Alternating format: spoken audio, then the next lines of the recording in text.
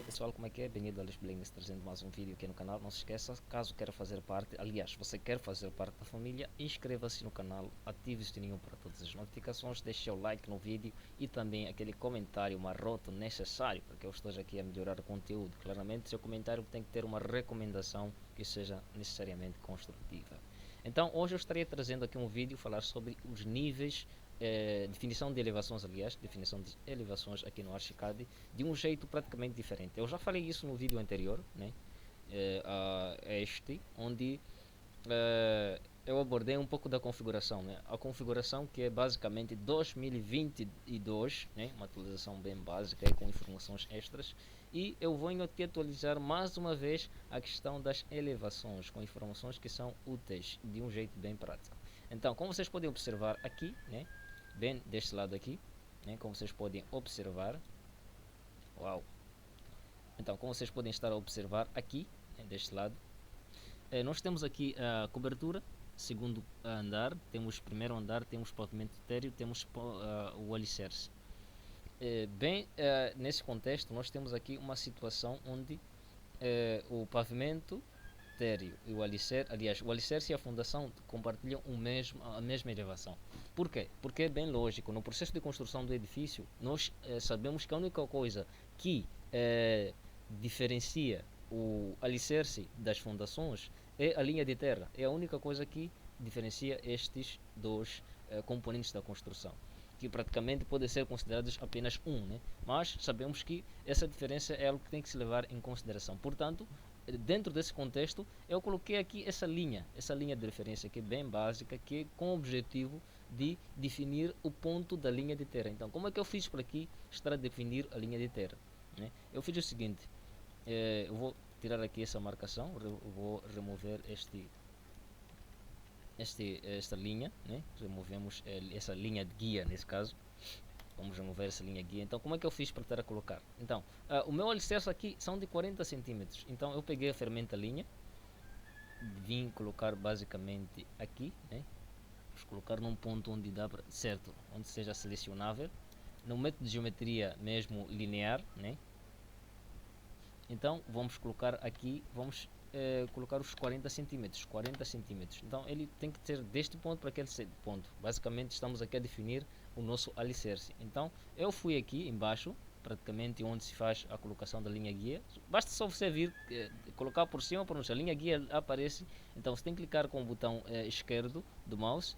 Então, tendo feito isto, você pode vir bem aqui onde termina aqui a nossa linha, ferramenta linha que nós colocamos aqui para definir o nosso alicerce, e dar um clique, deixar aliás soltar, né, ou com o botão esquerdo, pronto, ele já estará a definir aqui basicamente onde vai estar aqui a passar a linha de terra. Basicamente é como aqui eu estive fazendo. Depois, outra coisa, como é que você pode estar então configurando os níveis de modo que se apresentem desse jeito? Então, você vai aqui em modelagem, como eu já expliquei no vídeo anterior, definição de pisos. Aqui na definição de piso nós temos cobertura, né? Temos segundo andar, primeiro andar, pavimento inteiro, alicerce e fundações. Você vai nomenclar desse jeito, né?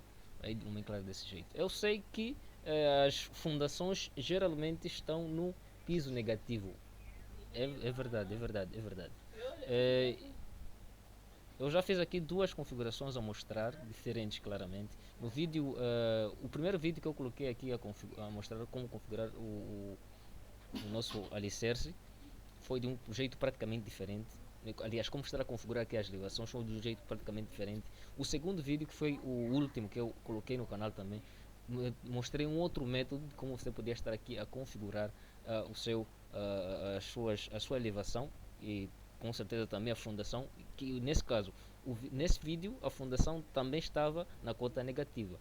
Agora, neste eu coloquei na cota positiva, por quê? Porque, por exemplo, para quem faz uso do software CPCAD, ele não tem essa coisa de colocar a fundação do outro lado, pronto, colocar o alicerce do outro lado. Então, na primeira definição, o que você vai fazer é colocar a cota da fundação e o alicerce de uma forma conjunta. Depois daí, ele vai pedir que você coloque a cota negativa, até mais ou menos onde você deve enterrar o edifício. Então, De acordo com o procedimento do CPCAD, coloquei somente no Archicad para facilitar aqui o meu processo de interpretação como projetista, né?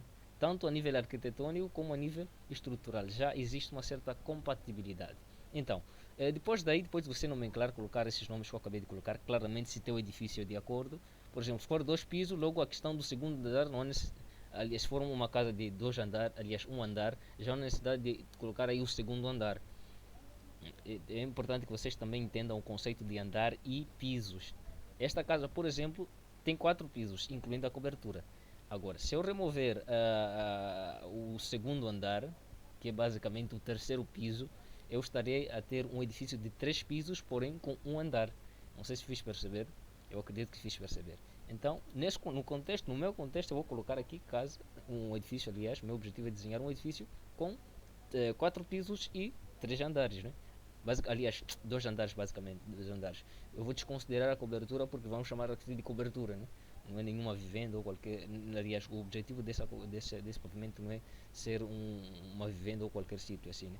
Então, basicamente, em termos das cotas, o que acontece? Eu coloquei aqui 1,80 porque eu considero os 40 centímetros do meu alicerce. Lembrando que a questão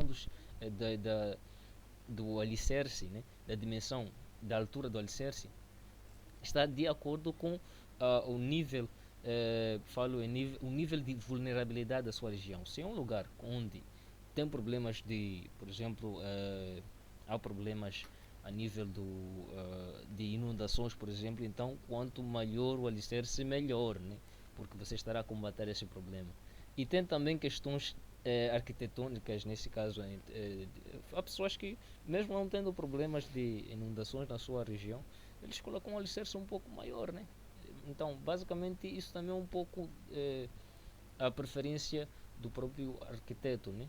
Por exemplo, se quer fazer a construção de uma cave, há que também ter um alicerce, né, em condições para poder garantir que essa cave, de alguma forma, possa ser construída dentro das lógicas, né? Estamos a falar que, por exemplo, o ponto de entrada, se estiver muito no solo, né, se o nível de vulnerabilidade, por exemplo, for maior, faz colocar, por exemplo, a entrada da cave bem a nível do solo. Em caso de inundações, se ferrou, né? Porque a água vai entrar.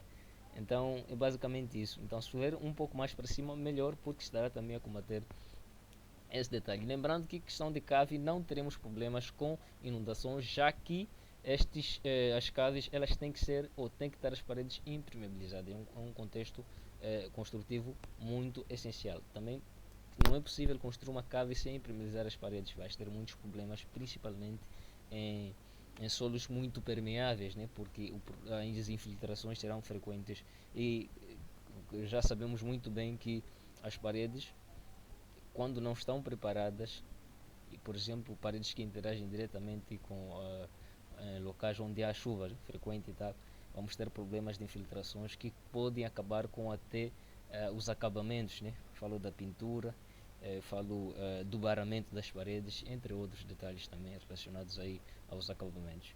Então, vamos colocar aqui 1,80 considerando uma profundidade de escavação de 1,40, né? 1,40 para esses 3 pisos, depende praticamente do local. E é bem possível que o próprio, nesse caso, eu posso aqui definir 1,40, mas no âmbito de dimensionamento, né, depois de fazer aquelas sondagens de solo, haja necessidade de aprofundar um pouco mais ou utilizar um tipo de fundação que seja mais profunda, né? Porque nós habituamos muito a utilização de fundações superficiais, mas nós temos que saber que existem fundações também profundas que podem ser uma. Por exemplo, se você fazer a utilização de fundações superficiais num edifício que carece de fundações profundas, o que é que ele vai fazer? Vai alargar um pouco mais as sapatas, porque ele tem que garantir que haja equilíbrio no edifício. Então, para o pavimento térreo, eu coloquei 1,15, esse 1,15 ou os 15 centímetros estão referentes à laje. E nesse contexto aqui, nós estamos a desconsiderar a existência de vigas gerais, mas a aplicação de vergas e contravergas nas janelas e a aplicação de vergas nas portas. Então, praticamente, o primeiro pavimento, o segundo, o terceiro pavimento, eles têm a mesma altura de 3,15, que é basicamente o pé direito e a laje. E nós temos aqui 3.15 na cobertura, porque nós não definimos ainda, né, a altura da cobertura, mas isso será posteriormente alterado, né, de acordo com basicamente a platibanda que a gente vai colocar, né, se vai ser uma laje acessível ou se vamos utilizar uma cobertura, né, com um método de, nesse caso, com um método de construção em águas, né, basicamente com inclinações e entre outros detalhes que podem vir a definir mais ou menos a natureza da nossa cobertura. Então é basicamente assim como você pode estar a configurar da melhor forma possível as suas elevações, de modo que não tenha nenhum problema no processo de dimensionamento de estruturas. Eu espero ter ajudado. Deixe aí o seu like, deixe os seus comentários no vídeo, deixe também o seu compartilhamento, que será essencial para que mais pessoas possam ter acesso a essa informação. Meu nome é Benito Aleixo Belengues, técnico civil, e falamos.